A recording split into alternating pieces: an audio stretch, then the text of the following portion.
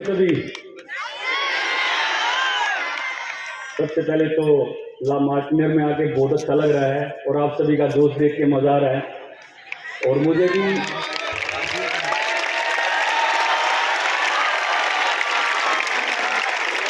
जब भी मैं कहीं बच्चों के बीच जाता हूँ स्कूल में या कॉलेज में कहीं पे भी, तो मुझे भी अपने स्कूल के दिन याद आ जाते हैं कि भाई हम भी कैसे स्पेशली अभी मैं फील कर सकता हूँ जब मैं छोटा था, जब हम बैठे होते थे कोई आता था तो कुछ का ध्यान होता था सुनने में, कुछ तंग होते थे क्योंकि मैं सोच समझ सकता हूँ कि दोबारी आपके ऊपर तो कुछ तंग भी हो रहे होंगे तो हम इसको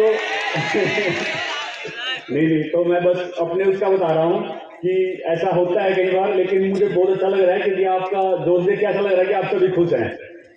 तो मैं यही बोलना चाहूँगा कि जो भी आप काम कर रहे हो, जिसको पढ़ाई पसंद है या खेलना पसंद है या जो भी काम आपको पसंद है, अपने पूरे दिल से करें। अभी हम यहाँ पे आए तो मुझे पर्सनली बहुत ज़्यादा एक पॉजिटिव फील हुआ यहाँ पे आके, क्योंकि यहाँ पे हर तरीके से हम बिल्डिंग की बात कर ले या ग्राउंड है या सब कुछ, एनवायरनमेंट बहुत ही बेस्ट है। तो आप सभी को बेस्ट एनवायरनमेंट मिला हुआ है, तो आप कोई भी काम करें, स्पोर्ट्स करें या फिर पढ़ाई करें या कोई भी आपको आपकी लाइफ में यहाँ पे करना है, तो आप बेस्ट जगह पे हैं। तो अपनी पूरी मेहनत करें, लगन से करें अपने काम को, क्योंकि हमारे देश का जो फ्यूचर है वो यूथ है और आप सभी हमारे देश का फ्यूचर हैं। शायद मुझे लगता है कि आपके बीच में ही ऐसे चैंपियंस बैठे हुए हैं जो आगे आने वाले टाइम में हमारी कंट्री को स्पोर्ट्स में या अलग अलग फील्ड में रिप्रेजेंट करेंगे और इंडिया का तिरंगा सबसे ऊपर लेके जाएंगे। तो मैं आप सभी को और भी वैसे बोलता हूँ, अपना काम मनवाए करो, खुश रहो, हेल्थी रहो और अपनी लाइफ को एंजॉय करो। अपना जो भी काम करते हो उसके साथ साथ वो बहुत ज़्यादा ज़रूरी है। तो मैं ये कहूँगा कि खुश भी रहो, खेलते कूदते रहो और अपना पूरा जी जान लगा दो। आगे आप जो भी ड्रीम देखते हो उसके लिए अपने गुरुजनों का, टीचर्स का, पेरेंट्स का, सभी का आदर करो। और मैं आप सभी को उसी तरह बोलना चाहूँगा, और जो भी हम अभी बात करेंगे, आपके जो क्वेश्चंस होंगे तो हम वो बात कर सकते हैं जो भी आप पूछना चाहते हैं। Thank you. तो बहुत बहुत धन्यवाद लमाटने में आने के लिए। सर मेरा एक क्वेश्चन था कि आपको कैसे पता चला कि आपको जावलिन थ्रो में ही आगे जाना था, कि मतलब ओलंपिक्स में आपको कैसे पता चला कि जावलिन थ्रो में ही करना? कहाँ से? अच्छा, ओके। सॉरी, मैं थोड़ा काफी बैठे है ना, तो एकदम लिखा नहीं तो बिल्कुल काफी अच्छा क्वेश्चन पूछा, क्योंकि जब मैंने जेवलिन स्टार्ट किया था तो मेरा कोई फैमिली बैकग्राउंड या कहीं से गांव से या कोई भी आसपास कोई जेवलिन थ्रोअर में टच में नहीं था। तो कई बार होता है ना सर कि शायद डेस्टिनी में वो लिखा हुआ था। तो जब मैं स्टेडियम में गया, जैसे सर ने बताया कि मैं वेट कम करने गया था क्योंकि थोड़ा ओवरवेट था, तो फैमिली को भी लगा कि थोड़ा ट्रेनिंग वगैरह स्टार्ट करनी चाहिए। तो जब मैंने कुछ महीने ट्रेनिंग की तो काफी अच्छी फिटनेस भी आ गई और फिर ऑटोमेटिकली मुझे जेवलिन भी पसंद आया। जब वहाँ पे सभी स्पोर्ट थे, ऑलमोस्ट वहाँ पे मुझे लगता है 20-25 स्पोर्ट होंगे अलग अलग तरह के, लेकिन मुझे जेवलिन भी पसंद आया और मेरे मन में एक ही आवाज आई कि यार मुझे ये गेम करना है। इसके लिए जितनी मुझे मेहनत करनी पड़े, कुछ भी करना पड़े, 100% अपना देना है। और तब से लेके आज तक वही मेरी सोच है कि आज भी मैं अपना 100% देता हूँ। उठते बैठते सोते जागते, मतलब सबसे ज्यादा जो मेरा माइंड है, जो एनर्जी है, क्योंकि जैसा मैंने आपको बताया जो आपका ड्रीम है, जो आप काम करते हैं उसको प्रायोरिटी पर रखो, क्योंकि ये एज है जो ये हमारी बहुत ज्यादा मेहनत करने की है। इसलिए मैं बोल रहा हूँ कि साथ में फैमिली को भी टाइम दो, एंजॉय भी करो और अपना जो काम है उसको इतनी लगन से करो कि आपको बाद में ऐसे रिग्रेट ना हो कि काश मैं ऐसे कर लेता या ऐसे मेहनत कर लेती तो मैं और आगे जा सकता था या जा सकती थी। तो यही टाइम है मेहनत करने का।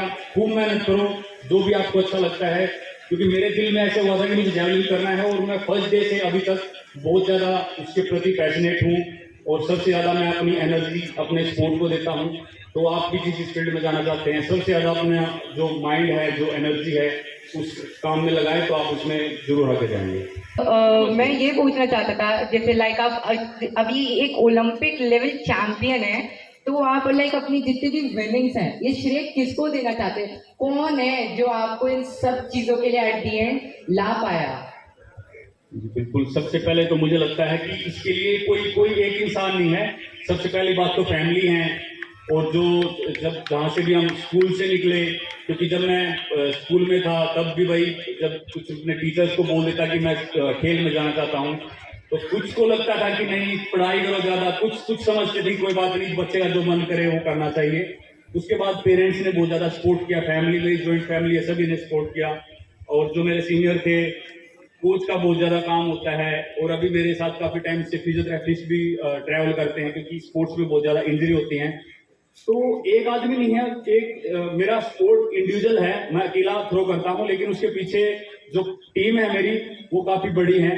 तो सभी का उसमें श्रेय है, फैमिली से लेके कोच और मेरा फिजियो और जो लोग मेरे फ्रेंड टच में हैं, तो सभी का उसमें सहयोग है। और आपका सर्कल तय करता है कि आप आगे जाए क्या करोगे। आपको जो लोग पॉजिटिव रखते हैं, जो आपको हमेशा सपोर्ट करते हैं, वही आपको पुश करते हैं आगे बढ़ने के लिए।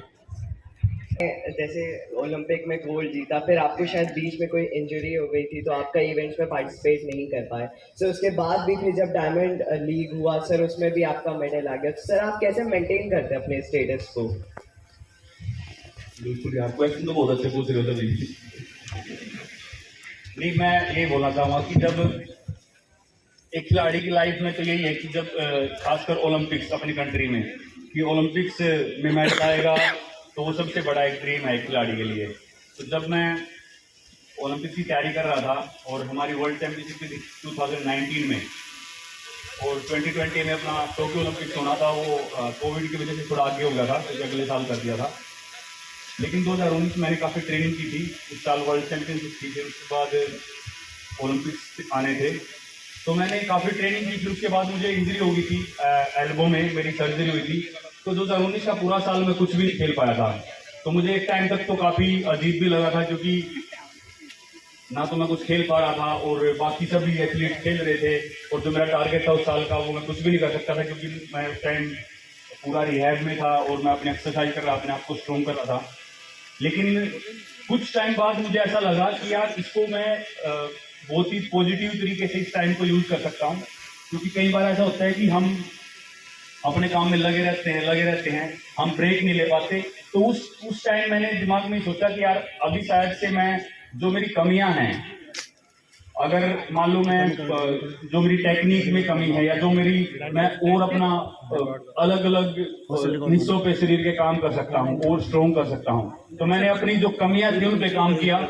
फॉर एग्जाम्पल, अभी मान लो आपके पास टाइम है बहुत ज्यादा और आपका एक सब्जेक्ट थोड़ा कमजोर है, तो आप उस पर सबसे ज्यादा मेहनत करो ताकि आप बैलेंस बना सको। तो मेरे दिमाग में वही था कि यार मुझे अपनी जो कमी है उनको पूरा करना है, और जब मैं ठीक होकर वापस आऊंगा, कम बैक करूंगा, तो मुझे बहुत अच्छा कम बैक करना है। तो वही मेरे लिए बहुत ज्यादा स्ट्रॉन्ग था वो पॉइंट, कि मैं खेल नहीं पा रहा, लेकिन जब मैं ट्रेनिंग करता था मेरे माइंड में रहता था कि मैं अपनी कमजोर जगह को और ज्यादा स्ट्रॉन्ग करूं। और जब मैंने कम बैक किया, मैंने फर्स्ट कॉम्पिटिशन खेला, पहले ही कॉम्पिटिशन में मैंने ओलंपिक क्वालिफाई कर दिया था, तो वही मेरे माइंड में था कि जब मैं कम बैक करूं, मैं बहुत अच्छी तरह के साथ करूंगा, तो वो ओलंपिक क्वालिफाई के साथ किया था। सर मेरा आपसे एक ये सवाल था कि सर आपने जो अभी इस मुकाम को हासिल किया है, सर आप एक ओलंपिक चैंपियन है, सर आपने हमारे भारत माता के लिए सर गोल्ड लाया है। तो सर अभी जैसे हमारे उम्र के बच्चे हैं सर आप हमारे जैसे उम्र के बच्चों के लिए क्या एडवाइस देना चाहेंगे सर, कि हम भी आपके जैसे सर एक दिन भारत माता का तिरंगा लहराएं सर? बिल्कुल, सबसे पहले तो मैं ये प्रार्थना करूंगा कि मुझसे भी अच्छा करो। उसके लिए मैं ये कहना चाहूंगा कि सबसे पहली बात है पेशेंस रखो, क्योंकि पेशेंस बहुत ज़्यादा जरूरी है। कई बार हम बहुत जल्दी रिजल्ट पाने के चक्कर में कुछ ऐसी मेहनत कर जाते हैं कि या तो उसमें इंजरी हो जाती है या कुछ और प्रॉब्लम हो जाती है।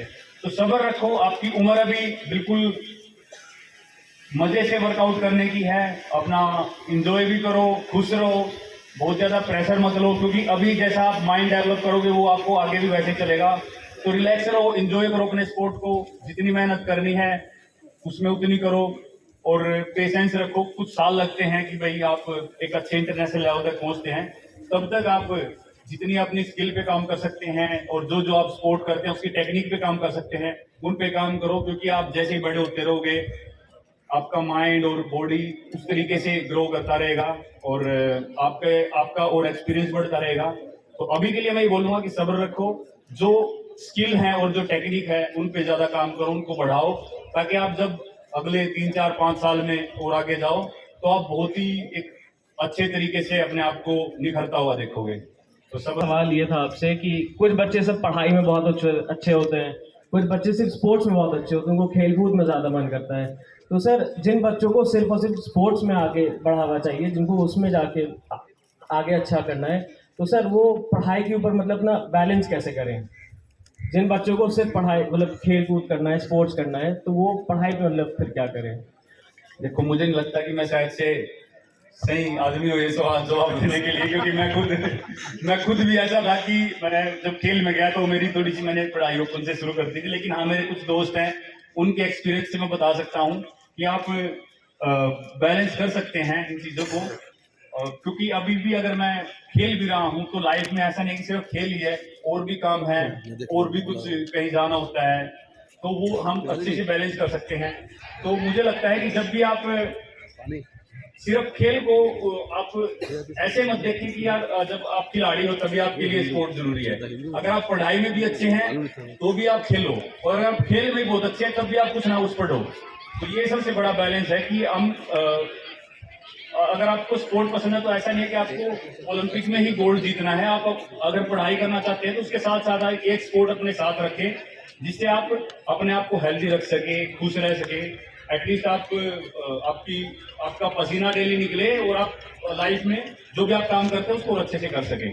तो मैं ये कहना चाहूँगा कि खासकर अभी के टाइम पे जब आप पढ़ाई कर रहे हैं तो एक टाइम भी अगर आप स्पोर्ट करते हैं, जैसे पूरा दिन पढ़ लिए हैं, शाम को अगर थोड़ा टाइम निकाल के आप जो भी आपको स्पोर्ट्स पसंद है वो करते हैं तो उसको आप ज़्यादा टाइम दे सकते हैं। अगर आप स्पोर्ट्स में अच्छे हैं तो जैसे यूएस में कॉलेजेस होते हैं, उसमें शायद 3 या 4 दिन क्लासेज होती हैं, तो बाकी दिन वो स्पोर्ट की तैयारी करते हैं और दूसरे दिन पढ़ते हैं।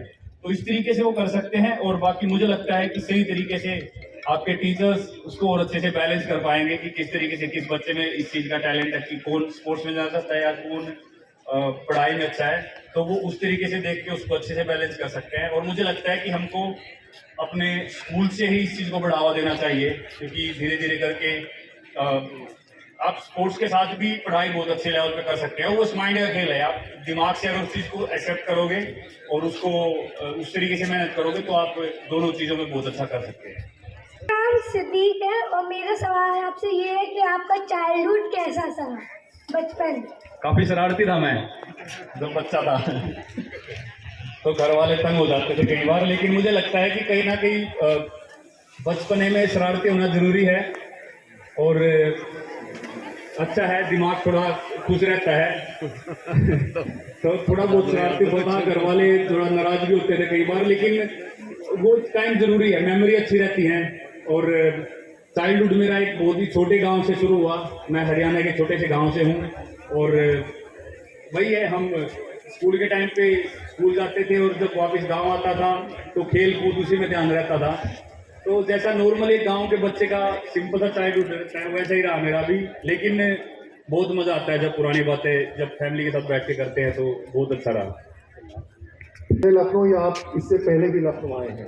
लखनऊ में बिल्कुल आया हूँ जी। मेरे लिए एक्चुअली बहुत ही स्पेशल टाइम रहा है लखनऊ का, क्योंकि जब मैंने जेवलिन का फर्स्ट नेशनल खेला था वो लखनऊ में ही खेला था। तो मैंने